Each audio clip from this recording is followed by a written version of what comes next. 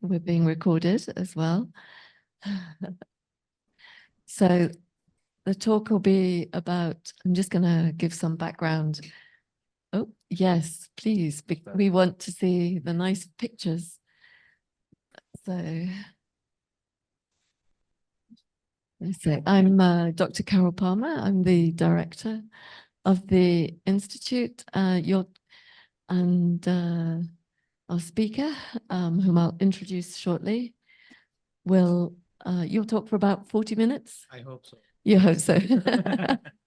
With 117 slides. Okay, we've promised an evening with lots of beautiful pictures and then questions. This is, of course, we've been running a series on the Badia, and this is the last one, at least currently, about the Jordanian Eastern Desert, primarily, we've been talking about. So just going to allow another minute.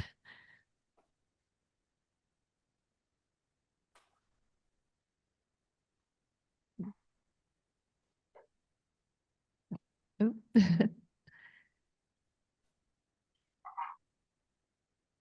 And we also have, for those joining us in person, we have some refreshments at the end. So we hope you'll join us for conversation, as well as some questions towards the end.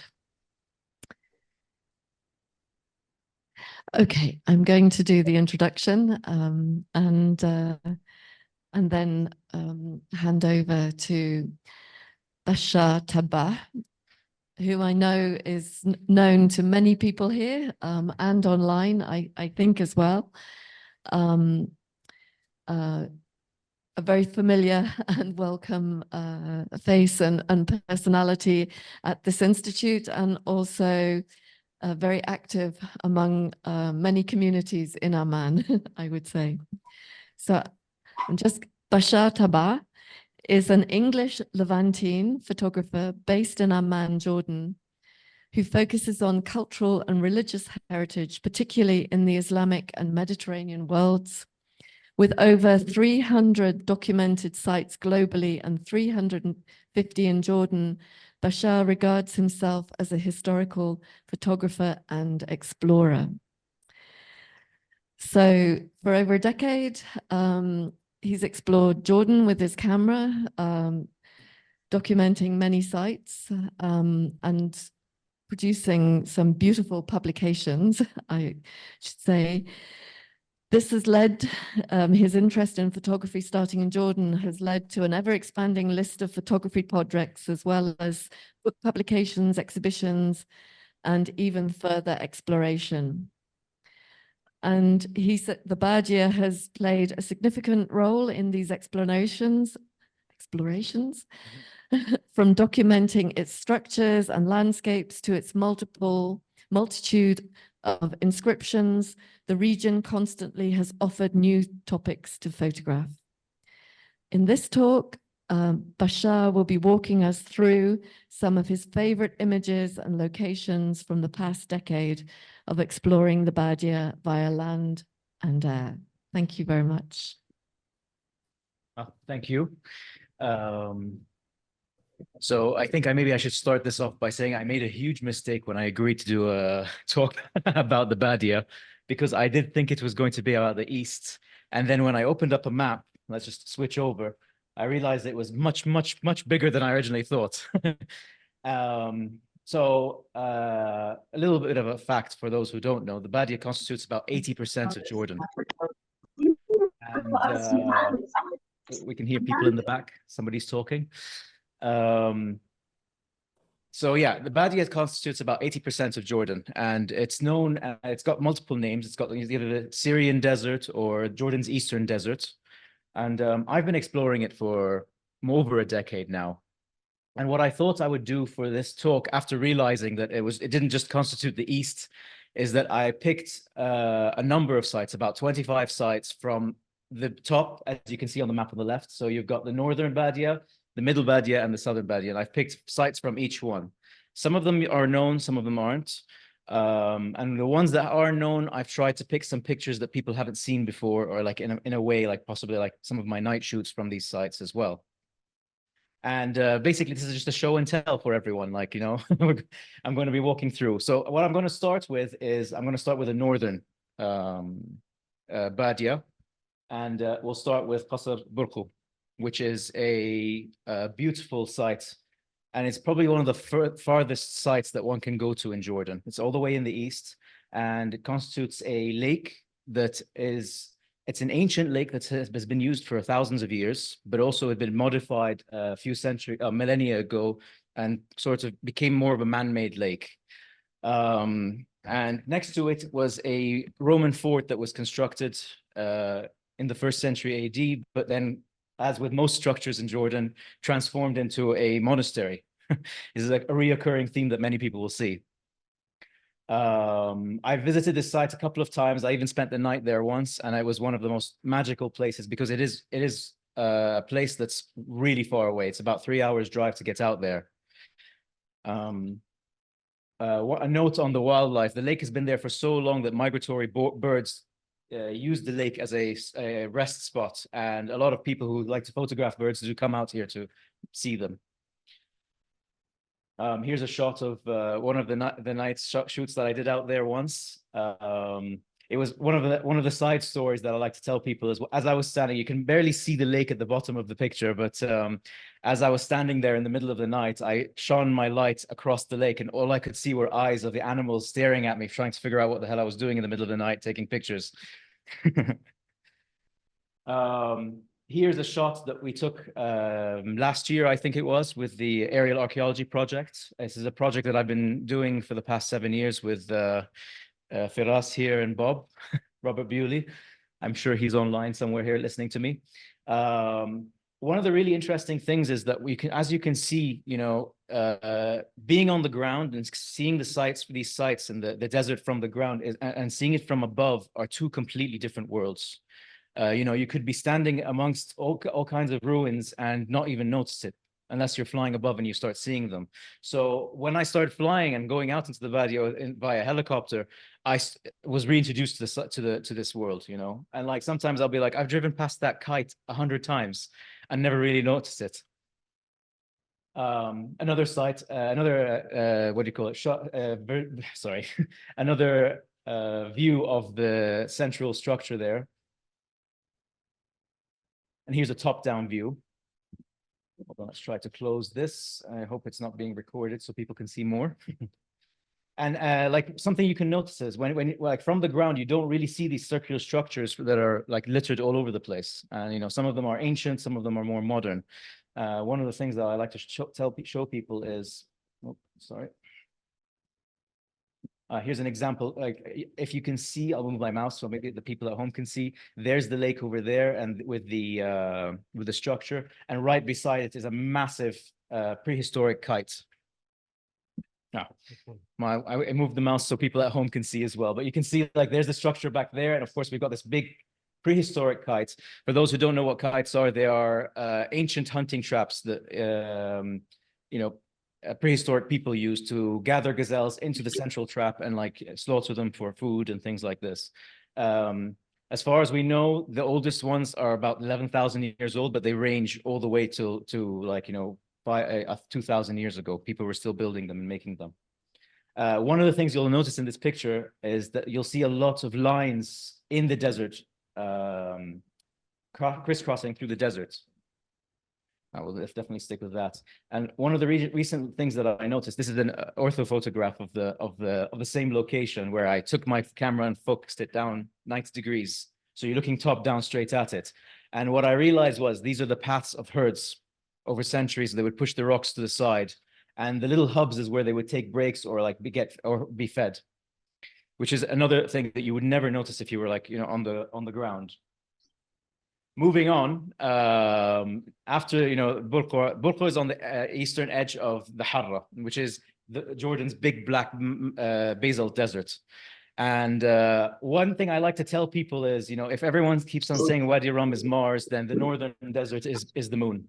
It's incredible and extremely hard to traverse, as you can see, because you have these big basalt covered stones, and that are very hard to get around, and like you have to stick to certain roads and like go very slowly so you don't destroy your car. I've managed to visit the general Harrah area several times, but there's still an immense amount of things to see.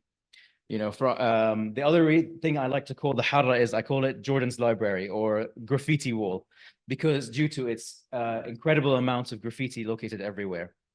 Here's a shot of an elevated shot from one of the hillocks in the Harrah in the southern areas, and you can see in the foreground a number of really beautiful Neolithic enclosures.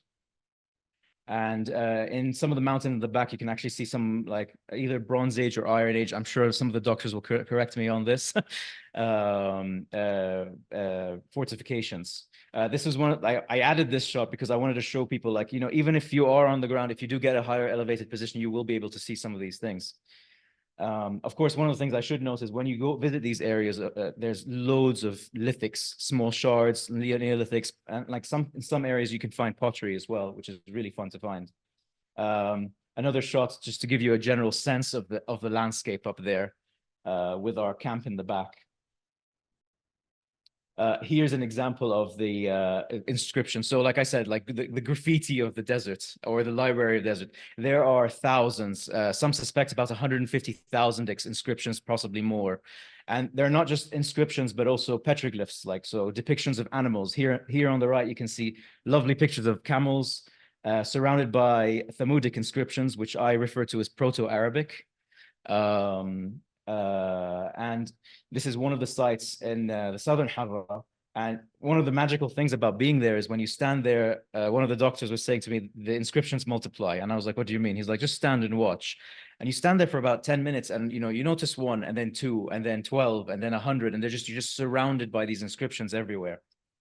And they range, you know, that you find camels, which is usually the most common one. But like we found, I was invited out to a site. I'll show you in a picture too from now, there's a hub of inscriptions of cows in a place called Ghirqa, also in the southern Harrah. Here's a few examples of different inscriptions. On the right, on the right picture, you can actually see some Greek inscriptions left by someone, which reflects also the literacy of the region at the time. Here's a picture that was taken a few months ago in Ghirqa. You can see on the big boulder on the right there these depictions of the cows that I was just mentioning, and a lot of people think that, you know, the eastern desert is dry and arid, but like you get these pools out there that last for months and months, and they're teeming with life. So, you know, Burqo is not just only even though it's got a man-made lake now, but like the rest of the area is still filled. And I'll show a bunch of examples as we're moving on. Another one on the left, you can see in the foreground another cow. On the right, this is a really interesting thing because you see a lot of examples of ancient blueprints, I would say. So on the right, you can see a kite. Someone's drawn a kite on a rock, but also filled it with animals and people, which I've never seen before. I'll share a couple more pictures of this later on, but you can see this was a really unique one that I wanted to share with people. Of course, inscriptions aren't limited to the ancient worlds. You know, you have here on the right, you can see, I think this is a 1st or 2nd century Islamic inscriptions, Kufic inscriptions. Behind it on the rocks in the back, there are much older inscriptions over there. Just to give you an example, and like even now when you're roaming around the place, you'll find modern graffiti, like we found buses and helicopters carved into the rock and things like this, which is really fun to find as well, amongst the other things. And again, like going up again above into the Harrah, you get to see these magnificent landscapes. And between the big, you know, the basalt rocks, you have these amazing flats, which one can speed as much as they like on them. And we've had a great time having a good adventure on them in the past. But these depressions are, you know, sometimes filled with water in the winter, but are mostly just sandy depressions. Here's a couple more examples. On the right, you have a really marvelous looking kite. On the left, you have some Iron Age structures. And in the background, you can actually see a lake that this was taken, I think, late summer. So you can imagine that the water's been out there this whole time. A detailed view of the kite. And if you remember back at the picture that I showed you, you can see that, the sort of the top of the kite that these, ancient peoples used to carve into the rocks. And I'm sure whenever I see these kites carved into the rocks, I think of, an older man teaching the next generation, how these things are built and how they're supposed to be done, and like just I like to pass that down. More of the Harrah landscape. Here you can see individual like structures around where would have been a water source back then.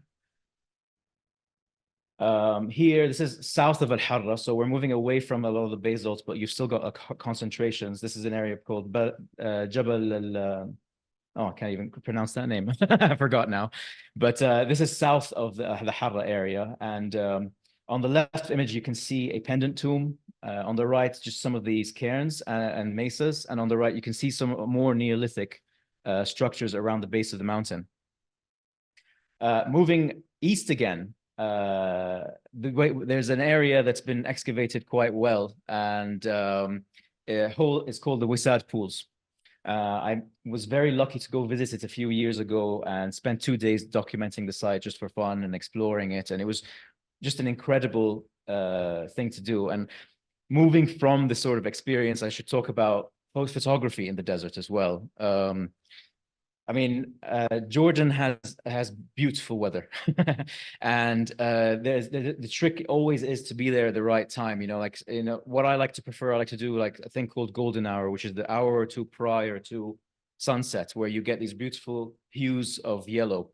And one of the things that I also always like to track down are the clouds. Like you notice a lot of clouds in my shots because they do fill in the upper areas. So here's more wide shots of the village area in Wisad. So that's in front of us is a house, apparently, from what I've been told from my professor friends. Here near there's a lake bed. You can sort of see the river, the water in front of it. And one of the other things that I learned from my experiences out in the deserts is wherever you find a body of water, if there's a rock face behind it, you will always find inscriptions and carvings because people tend to go and sit in the shade, or shepherds would go and sit and watch their flock because they're defended by this rock face in the back. So moving on, this is the same area. There on the left, you'll see another kite carved onto the rock, but on the right, you'll see two layers of inscription, an older one, circular patterns, and in the foreground, you'll see an ibex or a gazelle.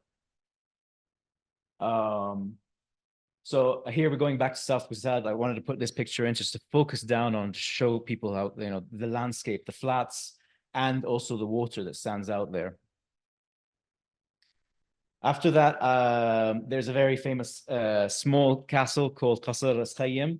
This one's close to Azraq, so it's on the other side of Al-Harrah. And it also shows like beautiful expansive views. This is an old Roman fort. It's thought to have been like a fortlet, like where it's not really defensive. It's just like a visual outpost, and one can see why. Again, beautiful sunset shots. This is my favorite moments, when you're at the top of these places and the wind's blowing and it's quiet and the sun's just going down. Here's another shot. And one of the other interesting things about this in my experience is it was my first, I've been visiting Khayyim for so long. And at one point I visited with a professor friend of mine. And I remember telling him, like, I've never seen a lithic. I've never found them. I don't know how to recognize them. And he just looks down at my feet and points down to my foot. And he's like, there's an arrowhead next to your foot. And it turns out this area was a Neolithic quarry, or like a lithic manufacturing base. So if you ever visit there, keep your eye out for shards and things. Another really nice shot showing the areas. So moving on from there, I decided to add as well Jawa, which is a very famous site in northern Jordan. And this is a sort of a prehistoric Neolithic proto-urban center that was created. I don't really know much about it. I've tried to find a bit more, but one of the most famous things about this site is their usage of their engineering of water. They have one of the world's earliest dams, if not the earliest dam that we know. And this is located all the way up near the Syrian border, which is really interesting. Here's a shot of the gateway. As a photographer, when you're doing this history stuff, sometimes when you get to the older things, it's very challenging to find a good angle to take a picture of things because time has played its role on these places. So like finding a nice impactful view of a site is usually the key when I arrived. To get down, get out of the car, start looking for those angles, trying to find something really interesting to be able to shoot, to share with people. Moving on from there, we have a really interesting site called Deir el-Kaf, which was also a former Roman fortress or fort that was again converted into a monastery in the later years. This one is I would say for the northern Jordan has this sort of, everyone had like, whenever they would build settlements up there, they would use the local rock for this stuff. So being able to, going like when you go to each one of these places, you sort of see a pattern of the same architecture. You see the same stonework throughout. So this one very much resembles al-Jimal or Azraq, or even Qais, as some people pointed out, because you got that black rock. Here's more examples. And on the right is a very unique door that I've not really seen anywhere else. And it feels like this might have been reconstructed later on using columns from the interior, like reused spoiler from the interior. Here's another shot of the structures, and they're very reminiscent as well of other areas in the region. Like whenever I see shots like this, I think of the dead cities up in northern Syria as well that use the same style, and probably also from the same period. Of course, I had to include, if we're talking about the northern Badia, I've got to include al-Jimal, which is Jordan's most recent UNESCO World Heritage Site. Very proud of that. Here we see the barracks, the Western Church. And again, like you'll notice, like I like to go out there, and when I'm either there early morning because you get nice blue skies, or you head out there for the sunsets. The sunsets always like give that sort of added bonus of atmosphere. And there's always the clouds. The clouds are always very important to me when I'm shooting, because once we get to another shot where there's pale blue skies, it plays with the eyes. Like your eyes get bored of a shot that's not got so much going on in it. Some more shot. This is the famous archway of the Sheikh's house in Jimal. And here's a wide shot of the whole site. One of the things I wanted, let's go back. I just wanted to mention that this site is massive. And I always recommend people go see it, because it's one of those sites, even though now it's become a UNESCO site, and I'm sure more people will see it, but it's very unique to Jordan in terms of like a massive archaeological site that with this color, with this architecture, and they've done such a good job of making pathways through it, so you get to explore the different cities and things. Houses throughout the sites. Moving on from there is so west of Jimal. One of the things I should mention is that Jimal is a town that sort of emerged during the Byzantine era, and it was not alone. There's a chain of towns that sort of grew up around the central hub of Bosra. Baj is a site that not many people know about, and this is a former temple converted into a mosque. So the tower is actually an Umayyad era tower that was built for the mosque. Here's the interior, so you can see the original sort of layout for the church, but then the conversion happened with the thing. And this is again another unique thing. We've only got maybe 2 or 3 towers in all of Jordan, and this is very much overlooked, and a lovely place I always like to sort of deviate to when I go out there. Here's just an interior of one of the structures.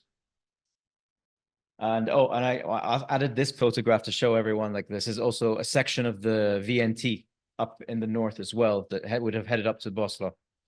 Via Nova Triana, which is the highway that the Romans built in 106 AD. Moving away from the past to a more recent time, one of my recent most favorite places that I visited was the H5 pumping station in Safawi. I got to spend a few nights there, and this place is unique for 2 things for me. First of all is the houses, the Art Deco houses that they built. So I'm kind of forgetting what year specifically the H5 was constructed in, if someone can help me. In the 30s. So it was built by the British Gas Company. And these houses were built for the engineers and their families as well. So you have these beautiful buildings constructed with the local materials in a very, sort of European manner. And the interiors are very Art Deco. The flooring is still Art Decoing. And like, they've got fireplaces from Manchester in each one of these buildings, which is so unique. Unfortunately, I don't have a shot from the interiors, but so I'll show you the exteriors of these buildings.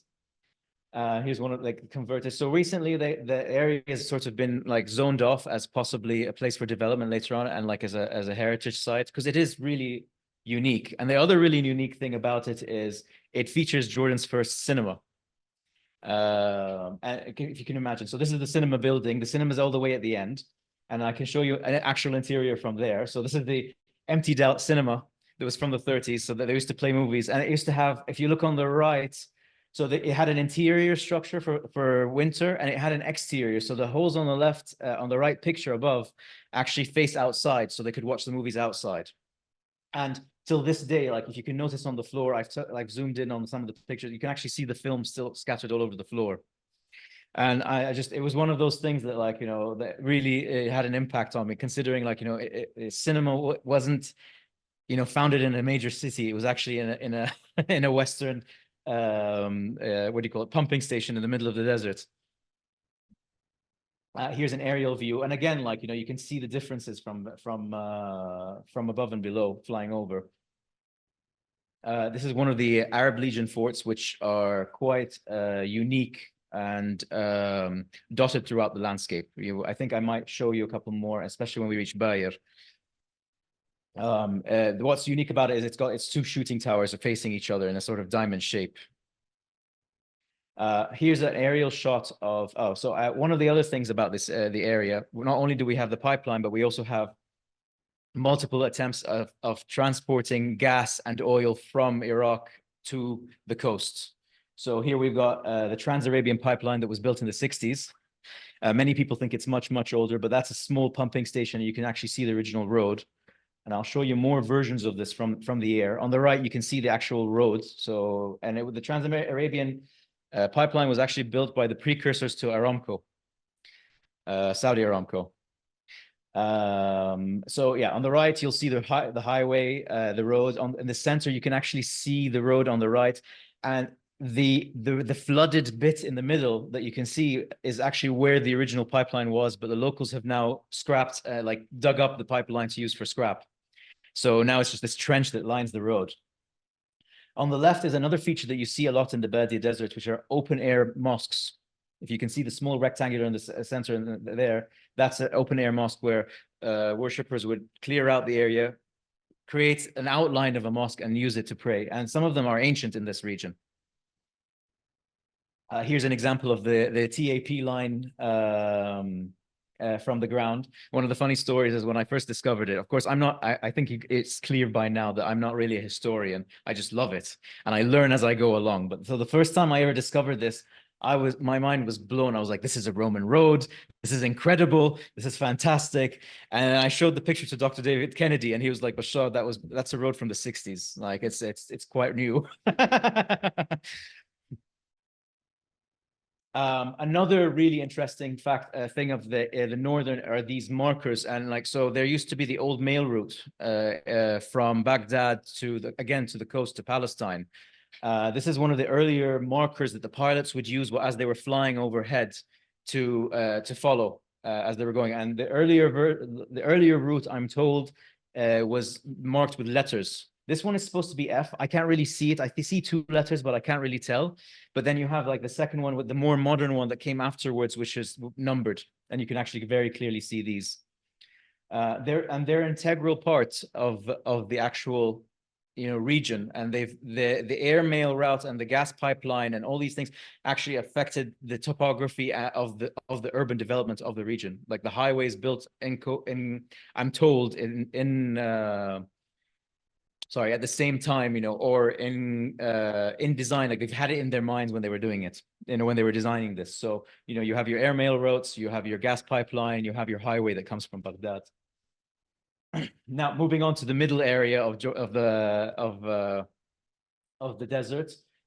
This one's dominated by castles. I think many people know this. We've got the Umayyad chain of castles that they're all over, and like there's also like a very unique natural landscape feature that I always love to mention to people. So of course we're going to start off with the well-known ones, Harrah, Umayyad castle that supposedly or possibly could have been a meeting place between the caliphs and the Bedouin. I just added 2 shots in here, but I also wanted to show something very unique that people might have not seen is my night shoots shots of it. Moving on from there, we've got the second one, the very famous one, Qasr Amra, which everyone knows as well. And the very beautiful restored frescoes, recently restored frescoes. I remember when I first visited it 10 years ago, the black smudge all over this, you could barely see them, but like somebody, I think it's the Spanish team, has done a marvelous job as exposing like the full colors of the side of the interior. Here's a detailed shot of one of the barrel vaults. And again, night shots. So just a little backdrop on my night shots. In 2017, I got permission to go and photograph, I think about 23 sites across Jordan. And my idea was that I wanted to do a sort of an art project where I photographed these sites at their core. I mean, like tourism has only happened in the last century, but these sites have been, sitting quietly in these deserts for way longer before the first tourists showed up. So I wanted to depict a sort of like, if a shepherd or if someone was just sitting there and like looking up at the pondering about what these ruins were. Moving on from there, we've got Qasr Hallabat, which is very unique because it's originally a Roman era fort that was converted into a Umayyad palace. Here's one of the shots from the interior, and also the restored mosque next to it. I was very lucky on this day as well, like perfect sunset, perfect clouds. I should add that like, because I do go out a lot, like when I if I wake up in the morning and I see good clouds, a good cloud cover, I pick a site, I pick a direction, I just go out there and photograph. So, not always you get out there and like see the right stuff, you get the right situation to take a good shot. Here's an example of the Umayyad era mosaics in Qasr Hallabat. And again, the night shoots. So on the right, you've got the restored mosque, and on the left, one of the vaults of the interior of the structure. And photographing at night has always been a big challenge because not only you have to create the light. So all these structures you see are actually lit by myself and like assistants. And also the shutter has to like be set at a certain time, a certain focal length, so you don't get smearing with the SARS, so you don't get like blurred images. So it's a full-on puzzle by itself when you go out there. Of course, we've got Qasr Azraq, another fort that was designed to protect the water source. And I added a really nice shift. So the same shots that you see previous, I'll go back, you can see them. On the left, the barrel vault from the interior, the entrance, and on the right is the main courtyard from the entrance, and then the same shots at night. And what you can see here is that the stars aren't as visible because in urban areas, the light pollution really ruins the not doesn't ruin the shot, it becomes more difficult to pull out the stars at night. I decided to add this place as well, Qasr Ain al-Sil, which is a fortified, it's also a small formerly a Roman fort that was converted into a Umayyad farmhouse. And just to add to like my story of going out there, like because I'm not a scholar per se, I constantly discover sites. And I remember reading about this place 10 years ago and never really thinking about it twice until I saw a picture when I was doing some research last year. And I thought to myself, wow, this looks amazing. I should go back there and have a look at it. And it turns out I've been driving past it for about 15 years and I never really realized. And this is like the same story happens over and over again whenever I travel through Jordan. You'll be very familiar with an area until someone points out something new and you discover a whole new site. Here's a picture of the interior. And it has multiple rooms, really beautiful sites. And it's right outside of Azraq Castle. So I recommend anybody go visit it. It's moving down south. We've got Qasr Tabbah. This was supposed to be an Umayyad palace, which was incompleted. I love visiting this. This is from an elevated position, not from a helicopter. and it's quite a unique place. It's been heavily looted, sadly, but you still, it's still a very quiet and very atmospheric place, and makes you question, like, what, because now it's far from the highway. You have to drive about an hour interior, and then you got to 4x4, for about 45 minutes up to get to it, possibly less, but depending on how crazy you are driving over the over the rocks. But it's just got this sort of air, this heavy atmosphere of like, why would they build this out here? What's out here? But it also reflects the fact that the shifting roads and travel network and trade networks, like this would have been on primary location back in the day during the Umayyads, but not now. Here's a lovely shot of one of the best shots of this place. And I like the little graffiti heart in the corner. Another site which is south of Azraq is Qasr Wainid.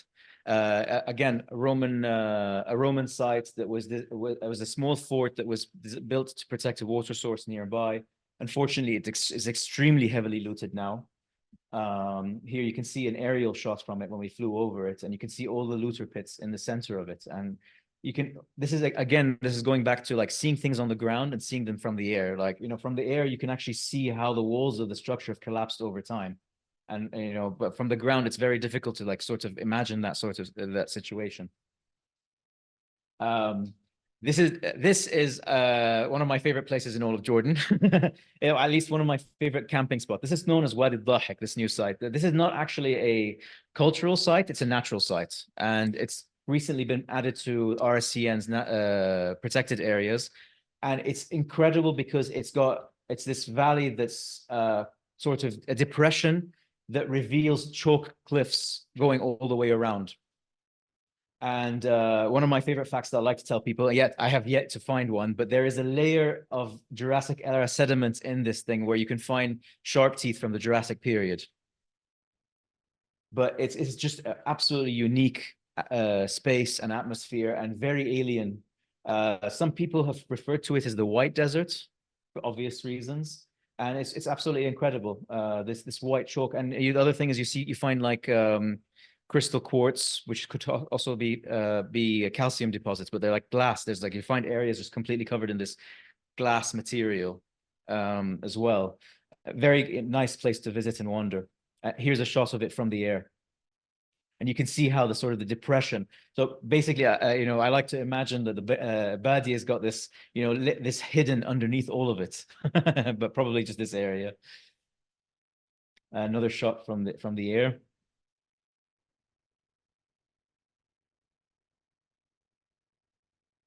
So now we move down south into the southern area. This has only got a few more sites left. This area is one of the most difficult areas to visit because it's the farthest and it's the most inaccessible, in my opinion. Here I've decided to show like one of my favorite shots of this region. This is Highway 5, and it's a concrete highway. Legend has it, I have not confirmed it, I've been trying to confirm this for the whole week, but I'm going to share it anyway. Legend has it that Saddam and his government paid for this highway during the Iran-Iraq war because Aqaba was the only safe source of materials for Iraq at the time. So this highway runs for 400 kilometers from Azraq all the way down to Ma'an, and it's pure concrete, and it's one of the most if you want to get a sense of desert, you drive this highway because barely anyone drives on it anymore. It's as smooth as silk, and you just see this expanse as you're going along. Somewhere in the middle of this highway, you have this area called Bayr, and it's famous for these Nabatean wells that are located within it. And the Arab Legion recently in the 60s and the 50s built a fort there, similar to the ones we've seen earlier, but this one's quite restored. And it has a large amount of water. Again, I think this was late winter I visited, and it's got this long stretch of water with reeds and greenery passing through. And this is the only place I've ever driven through where I drove my car through water. On the right, you can see the modern restored fort, again on the left, and like in the water in the middle. This is an example of the well. It's still used to this day, so you'll see the modern concrete well above, but if you look inside the well, you can see the original Roman Nabatean era masonry inside. Here's an aerial view for what I just showed you. The picture with the reeds that I showed you from was there. So you cross the water and that gap and where the road crosses there. And we flew over this site twice. And again, just to like show you how you can keep on discovering things. After our flight, Robert Bewley pointed out that the hill on the right-hand side is actually you can see the outlines of a Roman fort and graveyard. Here's another shot of the fort. On this particular flight, we were aiming to go and explore the deeper deserts, almost all the way down to the Saudi border, because I can't remember which university. Was it the University of Oxford or Cambridge that had asked us to go and photograph it to find the forts? I think it was Oxford. It was Oxford, yeah, Bashar. It was Oxford.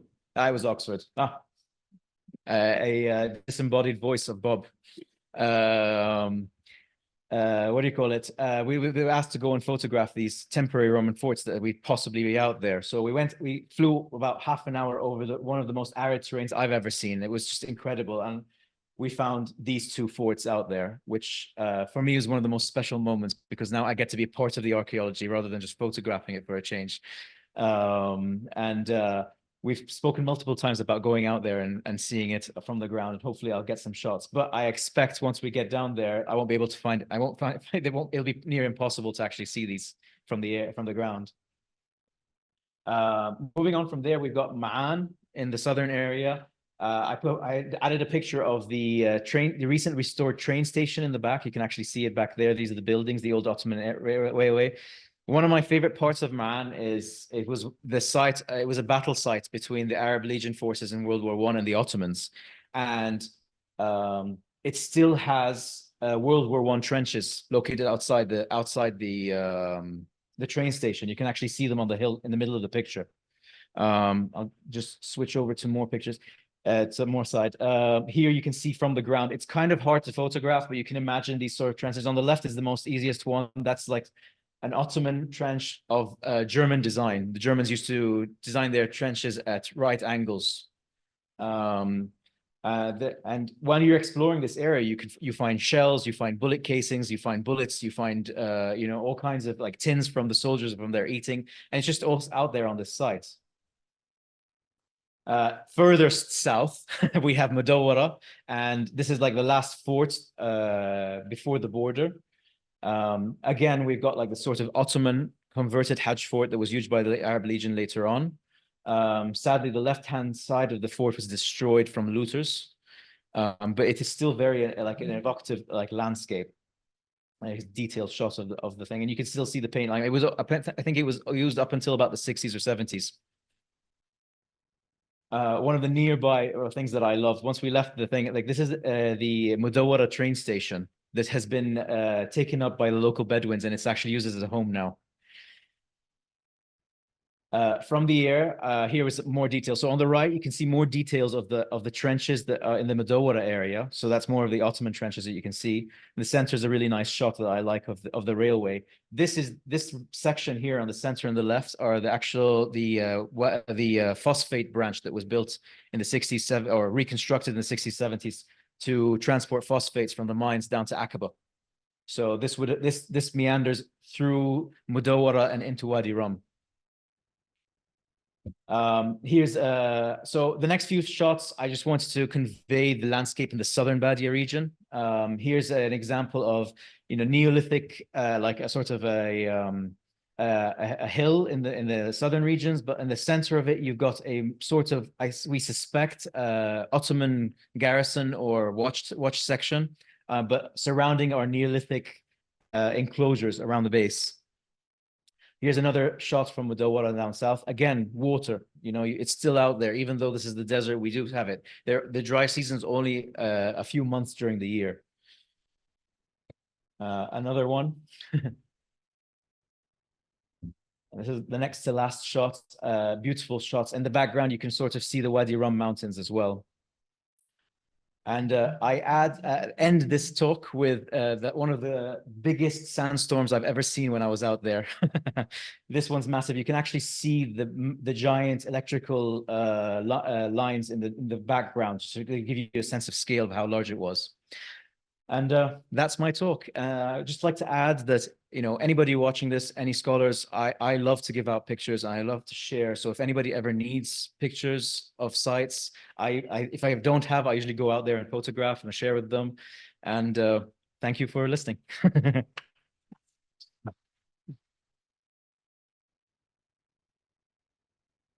Thank you very much indeed. I can see you've put your contact details also up there, and you have a beautiful website as well if people want to go and look at more shots. Yes. look at more photos, and from all around the world as well. Yes. So I'm just wondering how we can get the online audience to join us. Can we see them just to aha, see who? Okay, yeah. Hi. Okay. Hi. Okay. We've got Alex. Yeah, can we see everybody and the chat? Can we see everybody? Okay. Yeah. Can we you see hear our us? audience? Okay.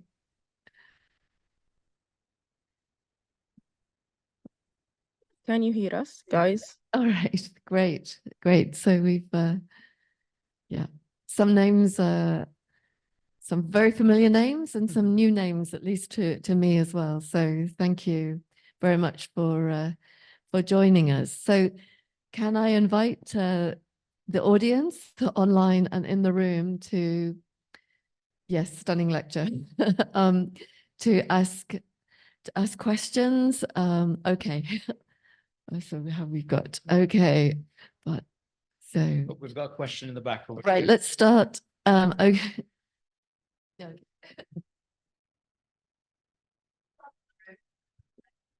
Hi, two fast questions. Number one, were you familiar with Priscilla Philby, who did photography of the Badia? Yes, yes. I had shared a phone call with her recently, and I met her and I follow her online, but I've not met her in person. Will you be cooperating maybe in the future? Possibly, yeah. We have spoken about meeting up, but like, you know, life got in the way, and but she has a new book that's coming out of her photography of the Badia army. Right. And were you has helped or getting in touch with the Badia police to help you and reach all these places? Not really. I've never really like dealt with them. I usually when the more inaccessible areas, I've asked for help with the DOA. But also during my time, like I've worked on book projects and photography projects with the authoritative organizations who've arranged things. For example, many of the visits I've done to the Harrah were for my second book that I produced with ICOMOS. And so they called ahead. We brought in like locals from the DOA and to help us to explore these areas. But in general, what I've done in the past is I found a beautiful place online, or someone shared a picture, found out where it was, and just gone out there on my own and documented it.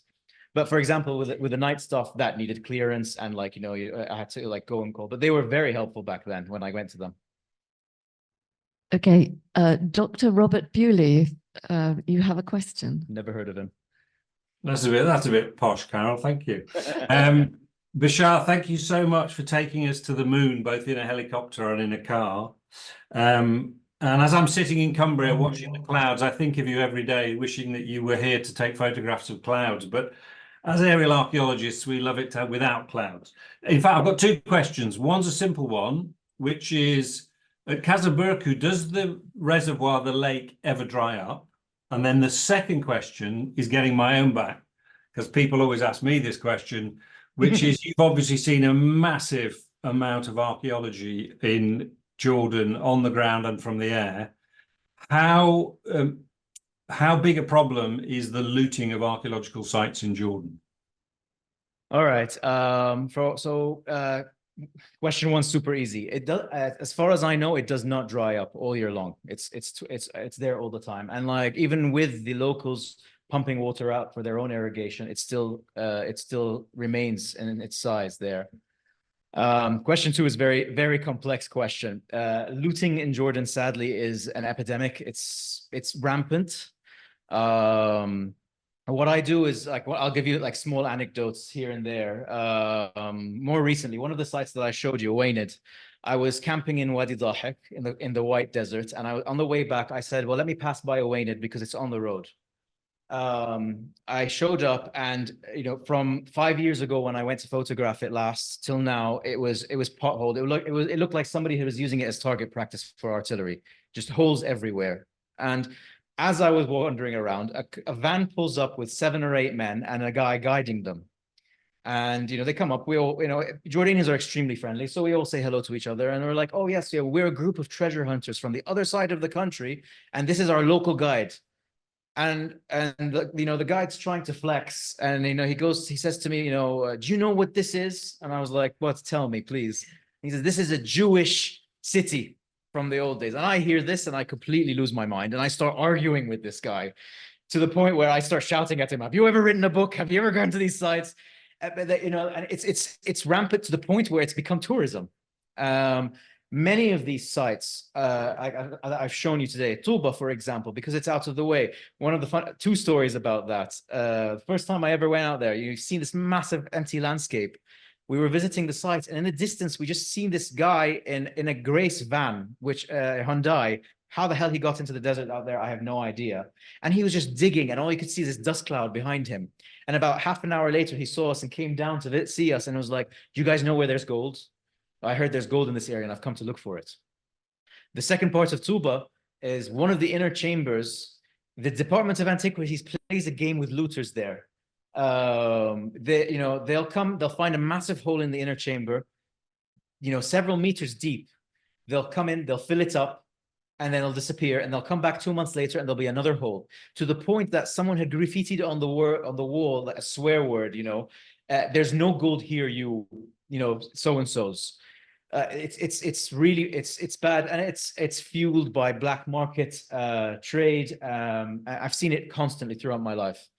And another just last story, which I share with everyone through multiple talks, in one of the sites in the north called Abila or Al-Lweibdeh. It's one of the Roman Decapolis, and it's in a valley, and one side is an acropolis that, in my opinion, could be our Valley of the Kings one day, because there are these painted tombs inside. They are marvelous. During the first book that I made, when I was exploring these sites, I saw this picture online of this beautiful tomb that had 2 griffins or sphinxes with women's heads, and in the middle was a painted fresco of a woman crying. And I was like, I have to photograph this. I don't care how I'm going to find this place, I'm going to find it. And I started trying to I asked, nobody really knew about it. And then I got in touch with the research team who had originally photographed the thing. And they said to me, Bashar, we'll put you in touch with the local who was helping us there, but we're warning you, it's bad. And I was like, how bad can this be? It's a tomb in the ground. So I got in contact with this guy, went out there. And it was one of those Indiana Jones moments, even though I hate saying those. Like, I had to climb into a hole with cobwebs and centipedes, and we went down inside this room, and this tomb was absolutely desecrated. They had brought in drills to cut out the griffins from the sides. The entire place was quarried out, and everything was missing. It was completely destroyed, and it was such a loss for the heritage and for everything what we have. If you guys go to some of my talks, I actually show pictures of this in my previous talks. Thank you, Bashar. We had a question from the audience. You. Okay. Actually, my main question was just about the access, so thank you for clarifying some of these. My other question is it's very generic, but it's more about your impression after accessing all of these areas that not a lot of people do access. What are the main things that you usually share with people about Jordan that people don't know about? Beyond, I'm asking something that's beyond the history, beyond the culture. Yeah. What is one thing that you really feel you've taken away with you that people have no idea about? It's more of a personal reflection. Yeah. that needs me to think. I need to think on that. I'll be thinking about it for a while now. But I mean, one of the reasons why I made my first book was I was sick and tired of seeing people coming to Jordan doing the Golden Triangle. the 3 or 4 major sites in Jordan. We have so much. You have so much. Every corner, this building in here, probably like within about 10, 15 meters, there's something, you know, and you know, just the absolute incredible amount of stuff and the history we have behind it. You know, you can go to like these ancient 10,000-year-old villages and find pieces of remains from these people like sitting on the floor. Like you don't see that in other countries, or you do, but like not in this condensed thing. And the other thing for me was Jordan is truly a thoroughfare for all the regions, and we're in the middle. We are, for lack of a better word, the Middle East. And you know, like it just the impact of all these empires and peoples coming through us through this region is just incredible. And and you know, a lot of the archaeology is like layered. You know, you'll find, like I said, I was pointing it out earlier, you know, this started out as a Nabatean fort, and then the Romans came, and then after the Romans, you know, monks during the Byzantine era, and then the Ottomans, and you know, just have this layer upon layer that you don't really see just sitting there, you know, waiting to be visited and explored, that you don't see anywhere else. Okay. All right. We have 2 questions from the right. Yeah, it's not a question, but I just want to add on top of what you said. It's not just antiquity; it's the landscape, the beauty of the landscape of these areas as well. And like to add to that, whenever I tell people, people tell me they want to come, I say to them, come in spring, because just the bloom in the deserts, the green that you see, some of the shots that you've seen here have been taken in during that time, and like, you know, you're surprised with the colors that you see in this place that's supposed to be desolate. Another question. Okay. Another question. Oh, great. We've got Mine was just to add to the reflection, because a brilliant answer, Bashar, fantastic, and especially answering that without any notice. But the other thing is, it doesn't matter where you are in Jordan. Within a minute of being in the middle of nowhere, there will be a sheikh or a dog or a person coming to help you, which is always fantastic. You are never alone. Or looters coming to ask where the gold is. okay. Oh, Suzanne. Thank you. One question, do you have or prefer a time of a year to shoot, especially in Badia? Spring. And spring and winter, like, so January all the way through to March. I love being out there. Okay. And do you edit the photos that you publish usually? Yes, I do edit them, but like, you know, so my main 2 go-tos are when it comes to photography is, you know, try to get everything in the shot, the exposure is correct, but what the post is saturation, contrast. And then I have a habit of removing garbage, for example, because I'm too lazy to clean it up when I'm in sites. Or like modern, if you know, if a site is, because I like to walk a fine line between documentary and art. And so I feel like I'm allowed to to modify the pictures in ways. For example, my biggest thing is wires, you know, like a beautiful site with these beautiful clouds, and you just have these electrical wires going through. Sometimes I'll remove them, but on the flip side, sometimes they add to the authenticity of the site. Thank you. Hi. Hi.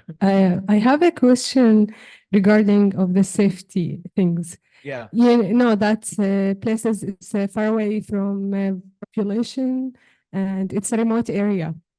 Have you ever feel like it's in danger to be in these places, or have you ever been in danger time to be there? So no, the answer for me and my personal experience as a guy out there, never. I've never felt in danger, especially in, but like the deeper deserts have an air of anxiety. So, for example, when I visit Azraq or Wadi Dhahik, they're close to the highways, they're close to people. Wadi Dhahik is half an hour drive from the off-roading from the thing, so that's safe. The deep desert, Waysad, like I refused to go there for years because I couldn't get enough cars to come with me. Like I thought maybe 2 or 3 cars is the best thing. And you learn as you go along, you know, every time you go camping, every time you go out to these places, you're like, we should have brought this with us last time. But in all my experience, I've never really felt unsafe out here. And even when you get stuck, there's always a Bedouin nearby to come. They appear out of nowhere. They come help. And in terms of the flora, like I was thinking about this today. I've been photographing Jordan for 15 years. I've only seen 2 dead scorpions. I've never seen a live one in my life, which is incredible. Maybe I'm very careful. I don't know. But yeah, so that answers. And Bob is Just an anecdote to add to that. Bashar is the only person who's, when we're in the helicopter, will open the floor of the helicopter, take a picture. And one day I really thought he was going to fall through the hole. So he may not feel fear, but others around him do. I'm gonna just start to, and then I had a question, like adding up to the access. How is usually like the interaction with the local guides? How's it usually like? And are they just like, are they people who live there, or are they like expert local guides who kind of know the history? Expert locals are very few and far between. They're not that many, but there are the locals who participate in the digs who pick up from the digs. And that's a very interesting question, because sometimes you meet locals who are like, there's a variety, it's a spectrum, you know, like, but sometimes you'll meet the local who knows more than the archaeologist who's digging up, you know, he knows the techniques, he knows everything, but because he's grown up amongst these digs, for example. And then you have the ones who have no idea, very ignorant, and are looking for gold. Again, you know, you go back to that thing. But in terms of access, it varies per project, you know, sometimes, but I'd say on average throughout all my projects, it's just been a local person who lives in the area, Ahl al-Mantiqa, as they say, you know, and like, oh, you know, this guy, he knows the site, he's worked on digs, he works with the DOA, let's send him along with Bashar. But again, like those are like 2 out of the 10 times that I go out there. Usually I'm on my own. What's the interaction? So I've learned over the years. In the beginning, you know, it was friendly chat. Like from the beginning, people, you know, Jordanians are notorious for being welcoming. The number of times I have been invited in for tea or dinner, countless. Like it's instinct. Like I start going, thank you, before he even asks, because I'm like, I'm busy, you know. They're always welcoming. They're always up for chatting. They're always up to learn about the sites, which is very interesting. You know, what is this place? Do you know more about it? The foreigners, they always come. So because they relish the fact that there's an Arabic speaker who knows about the sites. Later on, when I'm visiting sites, I sometimes lie. I'll be like, you know, I'm with the DOA. I've come to check on the sites, or you know, because and then they're like, oh, okay, welcome. they can let you in, you know. And they follow you around, and you tell them, and like it lends an air of like authority and lets me do what I want without being bugged. Because, you know, a lot of the times you do encounter people who are like, who are you? What are you doing here? Because they're also frightened to preserve their own heritage. And these sites have been looted so badly that, like, I have a funny story, quick sidetrack. I know we're going over a bit. During the night shoot photography, I had gotten clearance to photograph a place called Abila. And they had given me the wrong number of the guard. They give me the number of a guard from another place in Pella, Abila. So there, I called him up. I arrived, and I was like, "I'm here to start photographing." He's like, "No worries, I'll come see you." I was like, "I'm gonna get started because I'm trying to get the lights." And there I am taking pictures, and I have my assistant, and like, you can imagine like the darkness, ruins, and some guy screaming at someone else, you know, "Turn the lights on, turn the lights off, move to the right, move to the left." All of a sudden, 2 cars just pull up, like speeding along this dirt track, pull up, and 8 guys pop out. And they come running up to me and they're, "What the hell are you doing here?" And I'm like, "What the hell am I doing here? What the hell are you doing here?" And they're like, "We're the guards of this site." And I'm like, "I've got permission to be here. I just spoke to the guard of the site. He's supposed to join me." They're like, "We have no idea what you're doing here." So, you know, they saw lights, they saw something going on, and they came out in force to protect the sites. This is great, you know? So I hope that answers the question, you know? Thank you. I'm going to end it here. But I've got 2 questions of my own, quick ones. All right. Okay. One is, where are you going to photograph next in Jordan? All right. And the second is, where are you next going to photograph outside Jordan? So next in Jordan, I think, is Alexander still on the chat? I think he might have gone. I'm going to go out to the Qatafi mesas to photograph them. Alexander's out there next month, and I'll be going to join him. So Yeah. be voting. I think that hopefully I'm aiming to photograph some of the Neolithic sites, including inscriptions and petroglyphs for fun, and some nice sunsets, hopefully. Internationally, I am heading out to Japan in September for an exhibition and a talk with the Jordanian government. And I hope to also do some exploration of their castles out there. Then, so those are the next 2 goals, but that stuff changes on a constant rate. Okay. Well, thank you very much for a fascinating talk and stories. Yes. And the beautiful photographs, and your skies are always Lovely. at night or during the day are always amazing. So thank you very much. And thank you to everyone who's joined us online or in the room today. Thank you. Thank you, Bashar. Thank you. Thank you, Bashar.